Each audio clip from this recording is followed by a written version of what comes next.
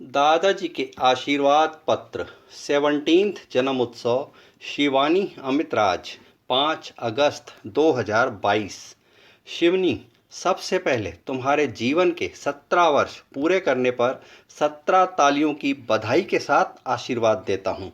1 2 3 4 5 6 7 8 9 10 11 12 13 14 15 16 17।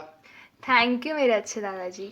इन बिताए 17 वर्षों में तुमने ऐसा क्या विशेष पाया है जो तुम्हें ग्रेट फील कराता हो, बता सकती हो?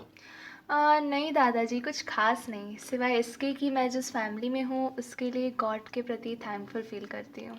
अच्छा, कुछ ऐसा खास बताओ जो तुमने इन 17 वर्षों में फैमिली को दिया हो। नथिंग दादाजी, मैंने सबसे प्यार और जो चाहा है वो पाया ही पाया है। दिया क्या है? सॉरी दादाजी, शायद कुछ भी नहीं। ओह, तो शिवनी, मतलब ये हुआ कि अपनी अभी तक की उम्र तुमने खा पीकर और सोकर ही गुजारी है।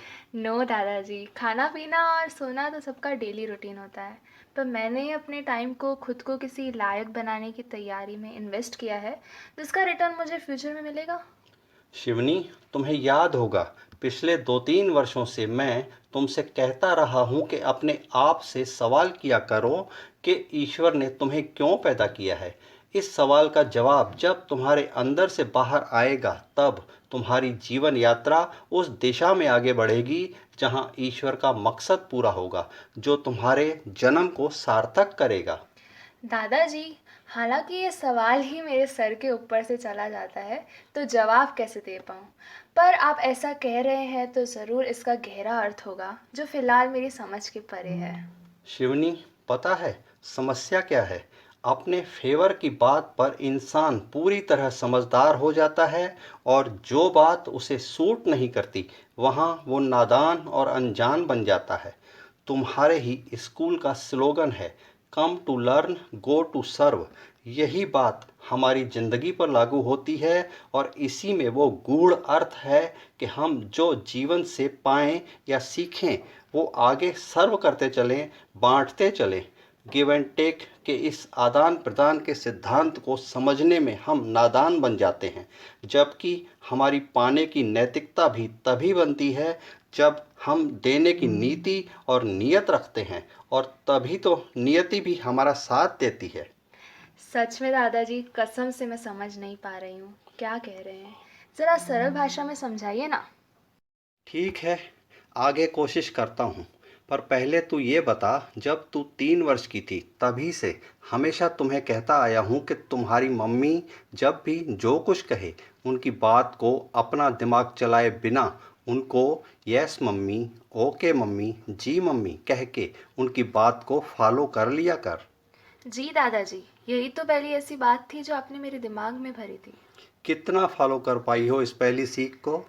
सॉरी दादाजी, शायद 25% भी नहीं, क्योंकि गॉड ने जो दिमाग दिया है वो अपने आप ही चलने लगता है और मम्मी की बात पर आर्ग्यूमेंट खोज लेता है, जो मुझे वाइज गर्ल तो बना देता है पर गुड डॉटर नहीं कहलवा पाता। बस यही हमारे फेवर का आर्ग्यूमेंट हमें चतुर बना देता है। पर शिवनी, हमें सबसे पहले गुड ह्यूमन बनना है।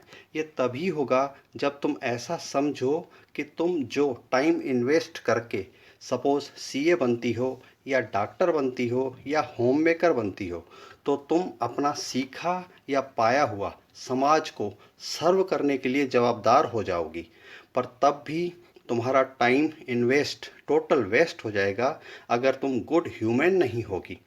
काबिल सीए, काबिल डॉक्टर या काबिल गृहिणी के लिए भी अच्छी इंसान होना पहली शर्त है, क्योंकि रिश्तों से बंधे हुए हम सर्वप्रथम पारिवारिक और सामाजिक प्राणी हैं। अच्छी इंसान बनने की नींव पर उपलब्धियों की जो तुम इमारत बनाओगी, वो तुम्हें मान सम्मान और नाम दिलवाएगी। मेरे आदरणीय दादाजी, कमाल है।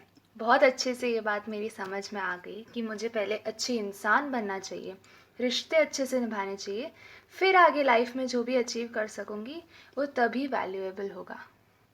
मुझे खुशी है बात तुम्हारी समझ में बैठी।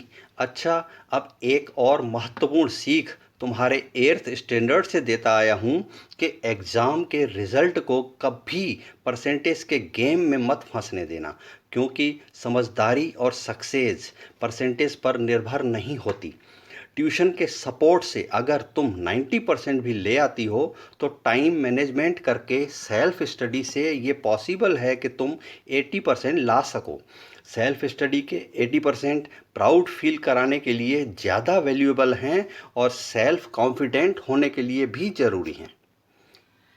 आई अग्री दादाजी, बट क्लास की दूसरी लड़कियों के सामने इन्फीरियॉरिटी से बचने के लिए आप यूँ समझे कि पैसा खर्च करके ट्यूशन क्लास से मार्क्स परचेज कर रही हूँ। बिल्कुल वैसे ही जैसे मेरे पापा अपने बिजनेस में नौकर रख के पगार चुका के उसके सपोर्ट से अपनी इनकम बढ़ाते हैं, मैं ट्यूशन टीचर को पैसे चुकाकर उनके सपोर्ट से मार्क्स बढ़ाती हूँ। शिवनी, समझ का दुरुपयोग करके फिलहाल तुमने खुद को सेव कर लिया, पर यही समझ का सदुपयोग करके अच्छा तर्क खोजती तो मैं संतुष्ट हो पाता। मेरे अच्छे दादाजी, आप मेरे दादाजी हैं तो धीरे धीरे समझ का सदुपयोग करना भी सीख जाऊंगी। अब एक सवाल मैं भी पूछूं, इजाज़त है? हाँ हाँ, क्यों नहीं, पूछो। दादाजी, मैं हमेशा सुनती हूँ बी पॉजिटिव, पर मैंने देखा है आप हर बात में नेगेटिविटी पर फोकस करते हैं, ऐसा क्यों? शिवनी, बहुत अच्छा सवाल है। मेरी एक कहावत है, बुराइयां हमें चुंबक की तरह अपनी ओर खींचती हैं और अच्छाइयां बिजली का करंट मार के अपने से दूर भगाती हैं।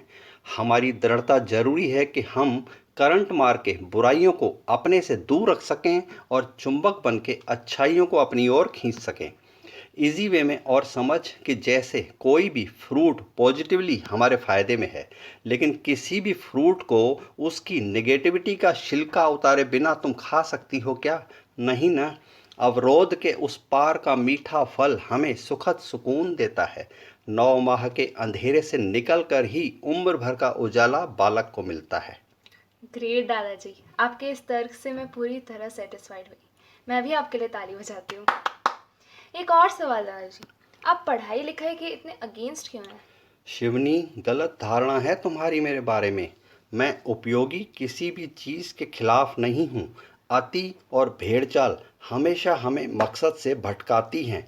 जिंदगी की सक्सेस पाने के लिए पढ़ाई एक साधन है, पर सक्सेस डिग्री और नौकरी तक सीमित न होकर ऑल राउंड पर्सनालिटी डेवलपमेंट के सक्सेस के लिए होनी चाहिए, जो कि नहीं हो रहा है।